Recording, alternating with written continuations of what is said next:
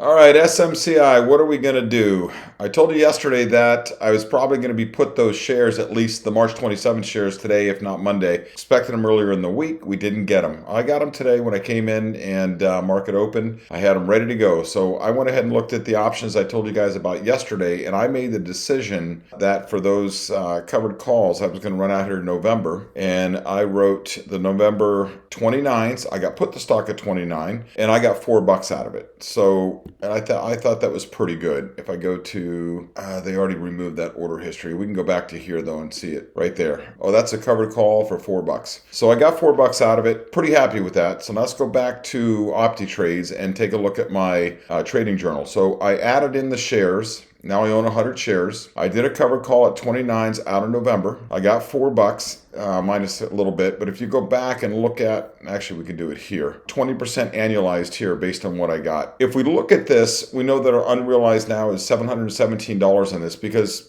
clearly the stock is down. My cost basis on this set of shares is $21.40. I got put it at 29, but I just made $400 on it, just a hair under, and the original premium that I made on the put that I sold, and I probably closed out another put on that or whatever the case is. So cost basis right now on these shares that I own, it's only 100 shares, is $21.40. So right now the stock today is closing at $21.97. And I told you yesterday I'd be in the money on this, and I'm in the money. It's crazy, right? So that's how I handled this stock. I'm not going to go into too much detail on anything else today. I gave you guys a massively long video yesterday, and I'm going to try to keep these shorter and to the point. And maybe for Monday's video, I'll talk a little bit about my PayPal trades and some of my other trades and where we're at with Carnival Cruise Lines and where we're at with, let's go back to Trade Journal, and where we're at with SoFi. And we'll talk about what we're going to do with those as well. Market's going down. I mean, there's no question about it. We are in a downtrend. We go back to here. Your VIX is 31. S&P 500, NASDAQ, Dow are all in downtrends.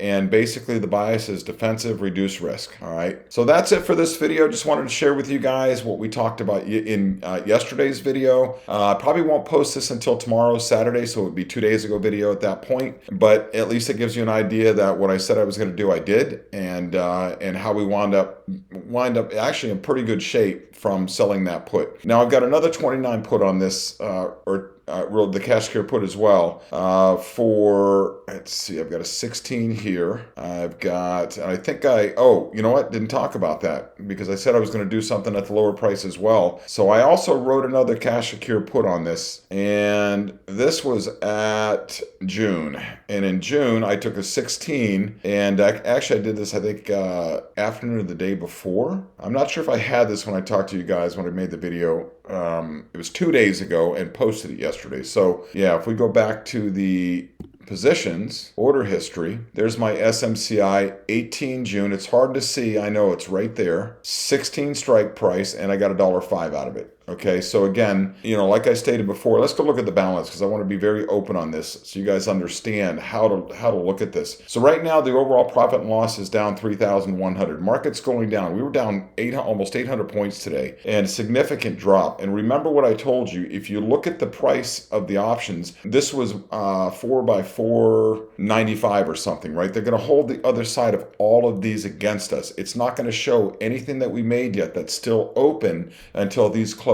Now, they'll tell you that they put this in your account. They do, but it's a technicality because they take the other side against you. So you can trade with it, but you can't see the realized profits on it yet until that closes. If we go back to here, we're now up to $3,246.60. Unrealized is $2,508. Again, I already shared my theory on this, or my thought process on this. I've been trading for 30 years, and we'll talk more about that. Day trading, oil futures, Forex, a lot of advanced options, iron condors, looking for high percents a month. I'm older now. I'm much more conservative, and this is a great strategy.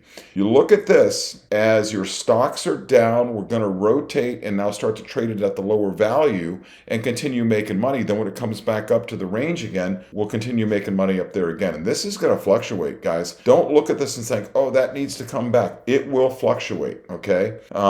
we've got a pretty heavy down market, pretty heavy down stocks. You just saw how I handled it. We're not going to be up all the time. It's that simple. You're going to have markets that go up and down. What I love about this strategy is we can control what we do with the stocks that are down. I can continue making money on them. All right. And that's what I will do over time. And this will start whittling itself away. So I'll make other videos on for new traders when you first come into the wheel, what you can expect, because there's probably a pretty good chance you'll see this almost out of the gate. It's inevitable when you start trading, you get too close to the money and you get put a couple things and you start freaking out about this. And don't do that. Don't do that. We're not day trading. You're long-term traders. We're looking for a little better return on our money. That's how you look at this. All right. Have a great day. Hope you enjoyed this video. If you do, click thumbs up and subscribe.